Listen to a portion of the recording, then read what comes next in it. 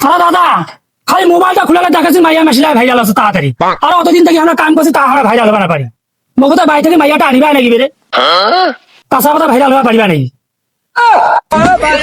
যে তোর মাইয়া আর যে রূপ দেখিয়া পরে থুক থুক তোর মাইয়া যাবে ফেসবুকত।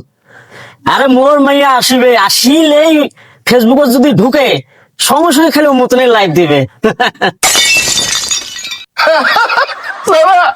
তোমার খালি আলাপ আজকাল থেকে শুনেছো।